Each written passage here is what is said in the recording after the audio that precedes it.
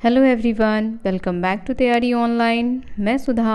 आज के इस वीडियो में हम कक्षा 8वीं के हिंदी पाठ्य पुस्तक बसंत भाग 3 का 5वां अध्याय चिट्ठियों की अनूठी दुनिया का प्रश्न अभ्यास करेंगे। बच्चों, यदि आप लोगों ने चिट्ठियों की अनूठी दुनिया अभी तक नहीं पढ़ी है तो उसे पढ़ सकते हैं। उस पर बने हुए वीडियो को देख सकते हैं। लिंक आपको आई बटन में दे दिया जाएगा। चिट्ठियों की अनूठी दुनिया यह एक प्रकार का लेख है जिसके लेखक हैं अरविंद कुमार सिंह, और इस लेख के माध्यम से लेखक ने बताया है कि चिट्ठियों का जो महत्व है वह सदियों से चला आ रहा है। पहले के समय में लोग चिट्ठियों पर ही निर्भर थे। लोग अपने विचारों का आदान प्रदान पत्रों के माध्यम से ही किया करते थे। पुराने समय में पत्रों को ले जाने का कार्य पक्षी किया करते थे, जिसमें कबूतर आता है। उसके बाद लोगों ने घोड़े का प्रयोग किया, क्योंकि घोड़ा बहुत ही तेज़ दौड़ता है, तो उसका प्रयोग किया गया ताकि चिट्ठियाँ जो हैं वह आसानी से जल्दी ही किसी के पास पहुंचाई जा सके। उसके बाद टेलीग्राम आ गया। टेलीग्राम से ये हुआ कि चिट्ठियाँ जो हैं वह कुछ ही घंटों में एक दूसरे के पास पहुंच जाती थी, या कहें कि कुछ ही मिनटों में पहुंच जाती थी। तो इस प्रकार के साधनों का प्रयोग किया गया चिट्ठियों को एक जगह से दूसरी जगह पहुंचाने में। साथ ही लेखक ने यह भी बताया है कि जैसे जैसे टेक्नोलॉजी वास्ट होती गई, लोगों ने मोबाइल फ़ोन यूज़ करना शुरू कर दिया, तो लोग एसएमएस के द्वारा या व्हाट्सएप के द्वारा क्या करते थे, अपने मन के विचारों को आपस में आदान प्रदान किया करते थे। लेकिन फिर भी चिट्ठियों का महत्व वैसे का वैसे ही रहा। आप अगर किसी को एसएमएस भेजते हैं या व्हाट्सएप पे किसी से चैट करते हैं, तो चैट करने के बाद या तो आप उसे डिलीट कर देते हैं या फिर उसे भूल जाते हैं। या किसी को आपने मैसेज किया तो वो जो आपने मैसेज किया वो मैसेज कुछ ही मिनटों के लिए उसके दिमाग में रहता है, उसके बाद वो ख़त्म। लेकिन पत्रों का यानी चिट्ठियों का अपना एक अलग ही महत्व है। अगर किसी के पास आपने पत्र लिखा तो वह उस पत्र को बहुत ही सहेज करके रखता है, क्योंकि उस पत्र से उसकी यादें जुड़ी होती हैं। और ये एसएमएस और व्हाट्सएप की तरह तो होता नहीं है कि हमने पढ़ा और डिलीट कर दिया। तो चिट्ठियों का महत्व पहले भी था, अभी भी है और आने वाले समय में भी रहेगा। चलिए देर न करते हुए प्रश्न अभ्यास को देखते हैं। इस पर बने हुए वीडियो को यदि आप लोगों ने अभी तक नहीं देखा है तो बच्चों उस वीडियो को आप अवश्य देखें, क्योंकि यह जो चिट्ठियों की अनूठी दुनिया है, जो यह लेख है, वो बहुत ही महत्वपूर्ण है। चलिए पहला प्रश्न देखते हैं। पहला प्रश्न है, पत्र जैसा संतोष फ़ोन या एसएमएस का संदेश क्यों नहीं दे सकता। देखिए, अभी अभी हमने इस टॉपिक पे बात की है कि एसएमएस जो संदेश होता है वह इस प्रकार का संदेश है कि जब तक आपने उसे पढ़ा या जब तक आपने उसे डिलीट नहीं किया तभी तक आपके पास है। यदि आपके मोबाइल में कोई भी प्रॉब्लम हो जाती है तो वो अपने आप ही क्या हो जाएगा, हट जाएगा, मिट जाएगा। लेकिन पत्र जो आप किसी को लिखते हैं या कोई आपको लिखता है तो वह सदियों तक आपके पास रहेगा। उसे ना तो कोई डिलीट कर सकता है और ना ही वो अपने आप फट सकता है। तो इसीलिए यहाँ पर कहा जाता है कि पत्र जो संदेश देती है वो एसएमएस नहीं दे सकती। देखिए, उत्तर हम कुछ इस प्रकार से लिखेंगे। पत्र जैसा संतोष फ़ोन या एसएमएस का संदेश नहीं दे सकता, क्योंकि फ़ोन एसएमएस द्वारा केवल कामकाजी बातों को संक्षिप्त रूप से व्यक्त कर सकते हैं। पन्नों द्वारा हम अपने मनोभावों को खुलकर व्यक्त कर सकते हैं। पत्रों से आत्मीयता झलकती है। इन्हें अनुसंधान का विषय भी बनाया जा सकता है। ये कई किताबों का आधार है। जैसे हमने इस लेख में पढ़ा है कि जवाहरलाल नेहरू ने एक पत्र लिखा था अपनी पुत्री इंदिरा गांधी को, और उसका नाम है पिता का पत्र पुत्री के नाम। तो वह जो पत्र है वह क्या बन गया है, एक किताब बन गया है जिसे आप अभी भी पढ़ सकते हैं। वह एक पत्र है जो किताब के रूप में अब हमारे सामने आ गया है। तो इसीलिए यहाँ हम यह भी कह सकते हैं कि ये कई किताबों का आधार हैं। पत्र राजनीति, साहित्य तथा कला क्षेत्र में प्रगतिशील आंदोलन के कारण बन सकते हैं।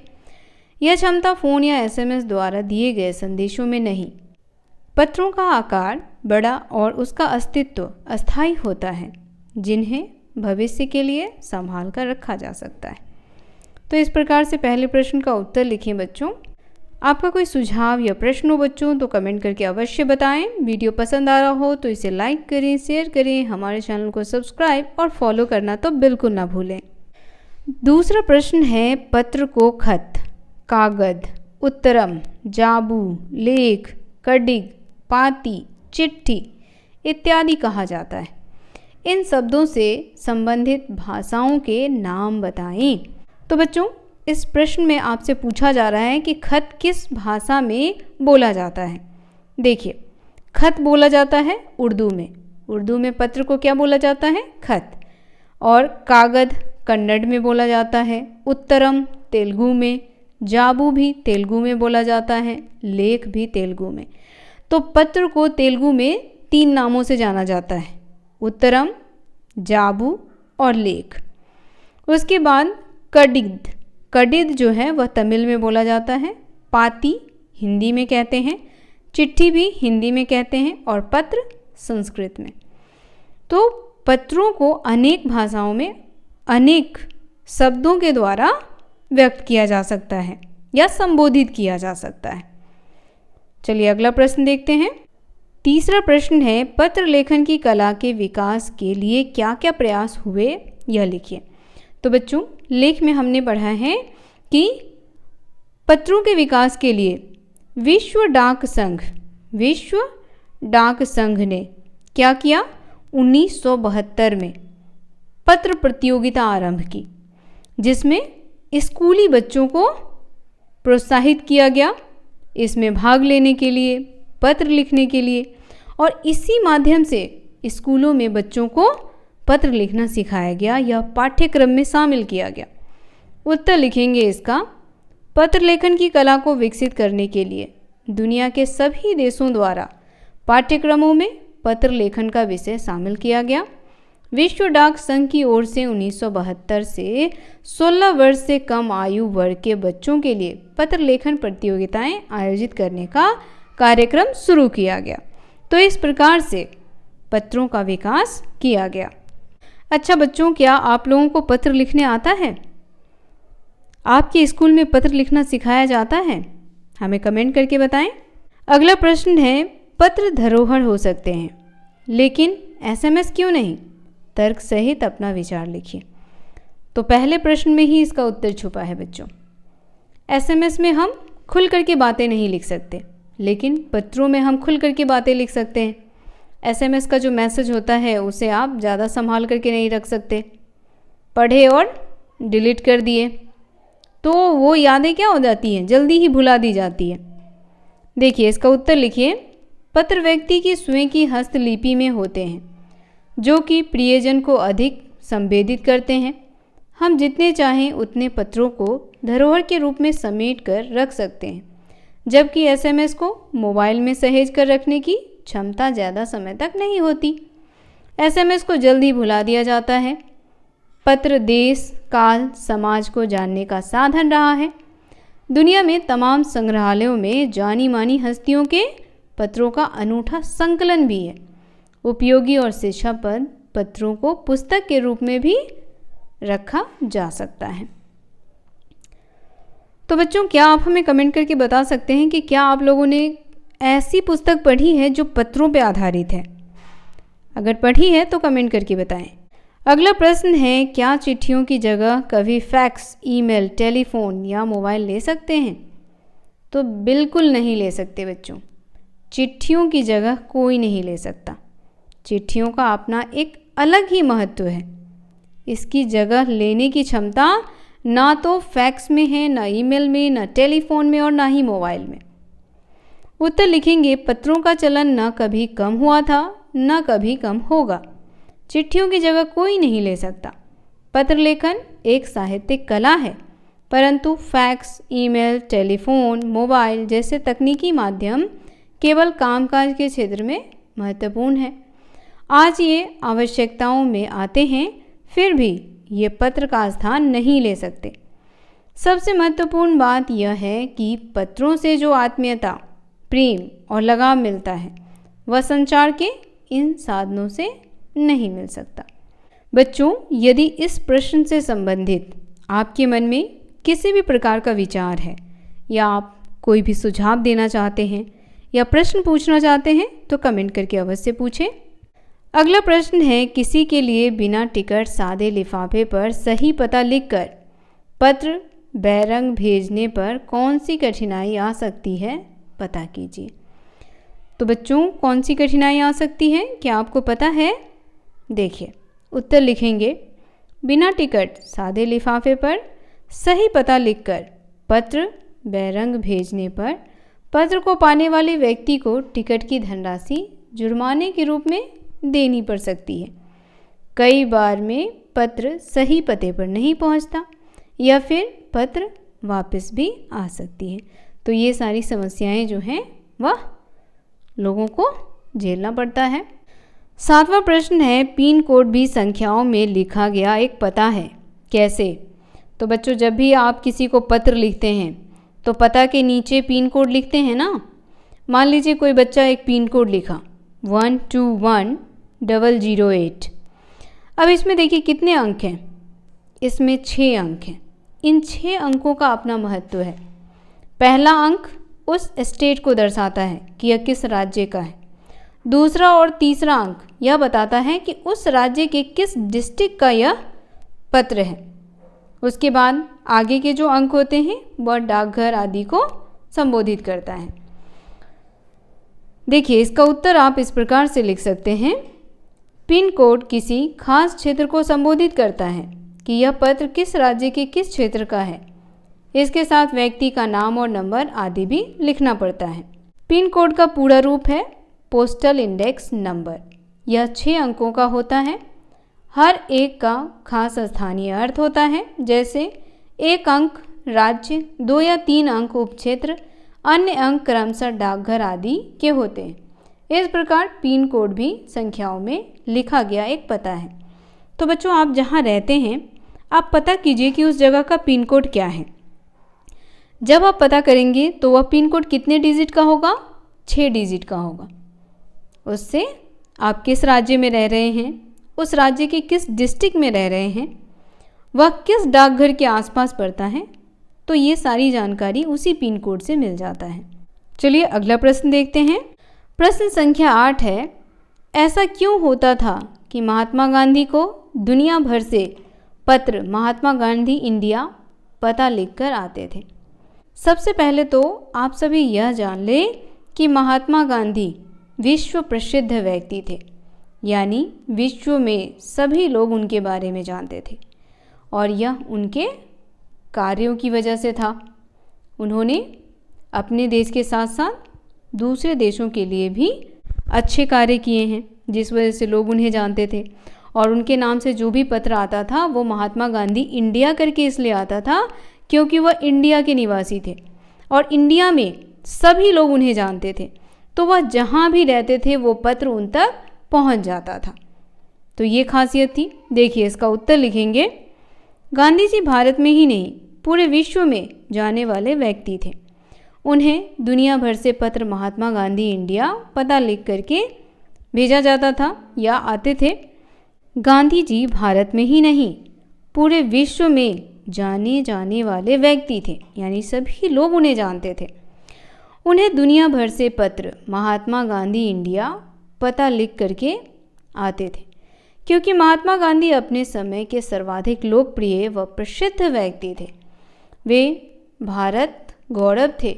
गांधी जी देश के किस भाग में रह रहे हैं यह देशवासियों को पता रहता था, अतः उन्हें पत्र अवश्य मिल जाता था। वे किसी एक परिवार या स्थान के ना होकर के पूरे भारत के प्रतिनिधि थे, इसीलिए कई लोग महात्मा गांधी इंडिया लिख करके उन्हें पत्र भेज दिया करते थे। तो इस प्रकार से लिखें इसका उत्तर। बच्चों, वीडियो पसंद आ रहा हो तो वीडियो को लाइक करें, ज़्यादा से ज़्यादा शेयर करें, चैनल को सब्सक्राइब और फॉलो करना तो बिल्कुल ना भूलें। अगला प्रश्न जो है वह भाषा की बात। अगला प्रश्न आ जाता है व्याकरण से। तो चलिए देखते हैं भाषा की बात में क्या कहा गया है। प्रयोजन विशेष से संबंधित शब्दों के साथ पत्र शब्द जोड़ने से कुछ नए शब्द बनते हैं। जैसे प्रशस्ति के साथ पत्र जोड़ा गया तो प्रशस्ति पत्र हो गया, समाचार के साथ शब्द जोड़ा गया तो समाचार पत्र हो गया। आप भी पत्र के योग से बनने वाले 10 शब्द लिखिए। तो बच्चों अब आप समझ ही गए होंगे कि आपको क्या करना है। आपको एक शब्द के साथ पत्र शब्द जोड़ना है और एक नया शब्द बनाना है। जैसे यहाँ देखिए, प्रार्थना के साथ पत्र जोड़ दिया तो क्या बन गया? प्रार्थना पत्र। उसी तरह मासी के साथ पत्र जोड़ा गया तो हो गया मासिक पत्र। बधाई के साथ पत्र जोड़ा गया, बधाई पत्र।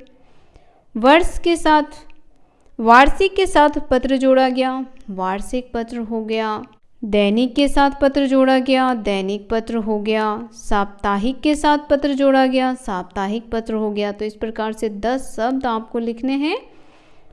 पाक्षिक के साथ पत्र जोड़ा गया, पाक्षिक पत्र हो गया।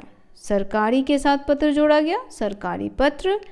और साहित्यिक के साथ जोड़ा गया पत्र तो क्या हो गया बच्चों? साहित्यिक पत्र। उसके बाद जोड़ा गया निमंत्रण के साथ तो क्या बन गया? निमंत्रण पत्र। क्या आप इन सभी के अलावा कुछ और शब्द हमें कमेंट करके बता सकते हैं? तो हमें कमेंट में कुछ और अन्य शब्द बताइए जिसमें आपने पत्र शब्द को जोड़ा है। 10वां प्रश्न है, व्यापारिक शब्द व्यापार के साथ एक प्रत्यय के योग से बना है। एक प्रत्यय के योग से बनने वाले शब्दों को अपनी पाठ्य पुस्तक में खोज करके लिखिए। तो यहाँ बात किसकी कर रहे हैं? अगला प्रश्न है बच्चों, व्यापारिक शब्द व्यापार के साथ एक प्रत्यय के योग से बना है। एक प्रत्यय के योग से बनने वाले शब्दों को अपनी पाठ्य पुस्तक से खोज करके लिखिए। अब जैसे यहाँ पर व्यापारिक, व्यापार के साथ एक प्रत्यय लगा दिया तो क्या बन गया बच्चों? व्यापारिक। देखिए, व्यापार जोड़ इक, क्या हो गया? व्यापारिक, व्यापारिक। तो उसी तरीके से आपको क्या करना है? एक प्रत्यय लगा करके अन्य शब्द बनाने हैं। बच्चों क्या आपको पता है प्रत्यय मतलब क्या होता है? प्रत्यय यानी वो शब्द जो किसी शब्द के पीछे लग करके उसका एक नया अर्थ प्रकट करे, ऐसे शब्द को हम कहते हैं प्रत्यय। अब यहाँ देखिए कुछ शब्द जो हैं वो हमने बनाए हैं। स्वभाव के साथ एक लगा दिया तो हो गया स्वाभाविक। साहित्य के साथ एक लगाया, साहित्यिक। व्यवसाय के साथ एक लगाया, व्यवसायिक। दैनिक के साथ एक लगाया, दैनिक। प्राकृत के साथ एक लगाया, प्राकृतिक हो गया। जैव के साथ एक प्रत्यय जोड़ने पर जैविक हो जाता है। प्रारंभिक यानी प्रारंभ जोड़िक, क्या हो गया? प्रारंभिक। पौराण जोड़िक, पौराणिक। उसी प्रकार से बच्चों ऐतिहास के साथ लगाएंगे, ऐतिहासिक हो जाएगा। संस्कृत के साथ एक प्रत्यय लगाएंगे, सांस्कृतिक। तो इस प्रकार से एक प्रत्यय लगा करके हमने कई शब्दों का अलग अलग अर्थ यहाँ पर आपको बताया है। आप भी हमें एक प्रत्यय से संबंधित कई शब्द कमेंट करके बताएं। तो बच्चों आज का जो ये प्रश्न अभ्यास का वीडियो है यही समाप्त होता है। वीडियो कैसा लगा कमेंट करके बताना बिल्कुल ना भूलें। वीडियो पसंद आया हो तो इसे लाइक करें, ज़्यादा से ज़्यादा शेयर करें। हमारे चैनल को सब्सक्राइब और फॉलो करना तो बिल्कुल ना भूलें। मिलते हैं अगले अध्याय के साथ, तब तक के लिए आप सभी का धन्यवाद।